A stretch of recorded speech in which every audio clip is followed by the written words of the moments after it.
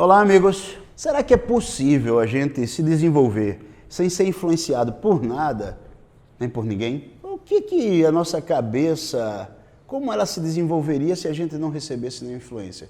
Será que isso é possível? Acompanhe a gente nesse vídeo para a gente responder essa questão e fazer uma reflexão sobre isso. Vamos lá! Bom, quem estuda psicologia, ou mesmo quem é curioso, já deve ter ouvido falar das crianças lobos, né? Aquelas histórias que aconteceram semelhante à de Mowgli, né? do filme que foi feito, da história primeiro escrita e depois que foi adaptada para o Walt Disney.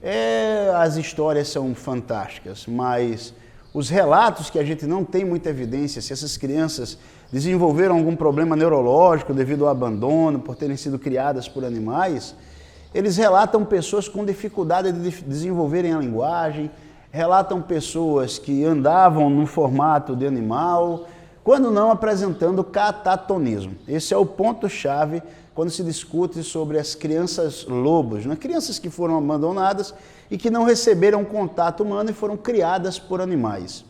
Olha, a gente deve levar em consideração todas as variáveis para fazer uma análise de uma situação como essas.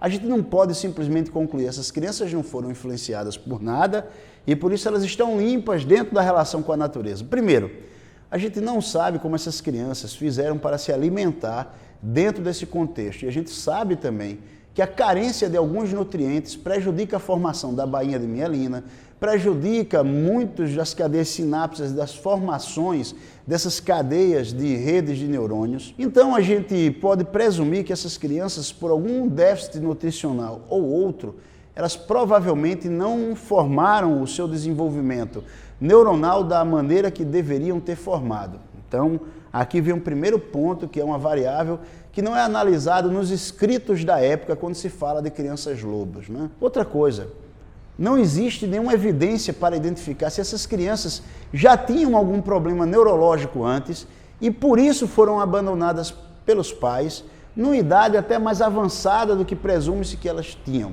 Ou se elas, por apresentar algum problema evidente de característica neurológica, os pais deixaram elas ainda muito jovens também ali, abandonadas, e os animais acabaram assumindo o cuidado dessas crianças. O que é certo é que não é muito bom pegarmos esses modelos das crianças lobos que cresceram sem influência humana como sendo uma verdade absoluta de que aquele é um ótimo exemplo, porque a gente não sabe se essas crianças de fato já apresentavam algum problema neurológico. Então a gente deve levar em consideração esses pontos e devemos levantar questionamentos quando fazemos essas leituras sobre as crianças lobos. Mas então, existe ou não existe, professor, o vácuo?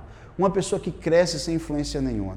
Olha, a gente tem um ótimo modelo chamado autismo. As pessoas que apresentam autismo, que é considerado desenvolvimento atípico, elas têm um problema por causas variadas aí, a gente tem por causas genéticas, alimentícias, aí uma infinidade de coisas que determina isso, uma má formação, uma má conexão, uma má interação de uma área que a gente chama de pré-operatória, onde estão localizados os neurônios espelhos. Os neurônios espelhos que são responsáveis por imitações. E aí o que acontece? Essas crianças simplesmente, elas não se focam como deveriam se focar em outros seres humanos, elas não atentam como deveriam atentar para outros seres humanos, e aí essas crianças, elas prestam muito mais atenção em coisas. Eu não estou falando sobre todos os espectros de crianças autistas, mas sobre alguns tipos específicos que vão apresentar essa dificuldade. E aí a gente pode dizer que essas crianças, basicamente, não recebem a mesma carga de influência humana, principalmente se não forem influenciadas no tempo certo. Porque o que eu quero destacar não são as crianças autistas.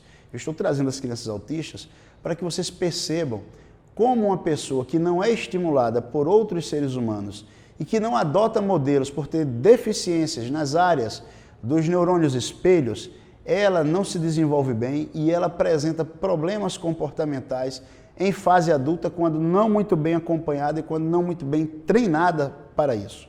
Então, observa o destaque que quero dar.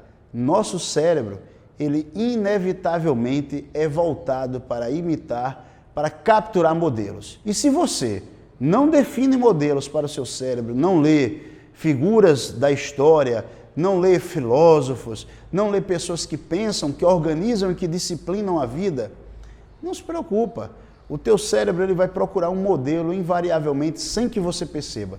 Pode ser o modelo do galã da novela das 8, pode ser o modelo da fofoca que rola solta no ambiente que você mora, mas de alguma maneira o seu cérebro, se é um cérebro normal, que se desenvolve bem, ele vai capturar algum modelo e vai fazer isso invariavelmente. Por quê? Uma coisa é certa, nós só escapamos de um condicionamento entrando em uma outra relação contingencial de condicionamentos. Não existe aquele cérebro que se isenta de influência. Seremos sempre influenciados por alguma coisa e adotaremos sempre algum modelo. A única diferença que podemos fazer é observar o que nos influencia, a direção que nós somos influenciados e podermos dirigir o carro para recebermos outros tipos de influência e direcionarmos a nossa vida para um outro ponto. Isso sim é possível fazer e isso sim é possível refletir. Evidentemente, o que nós iremos achar bom ou ruim dependerá ainda no final dos padrões culturais em que nós estamos envolvidos. Mas não deixa de selecionar modelos para você e modelos que são interessantes para uma construção. Não seja revolucionário, inovador, achando que você não tem nenhum modelo. Mesmo que você acredite que não tem modelos, o seu cérebro não fica no vácuo, ele sempre copia alguma coisa. Então copia coisas boas. Vamos lá.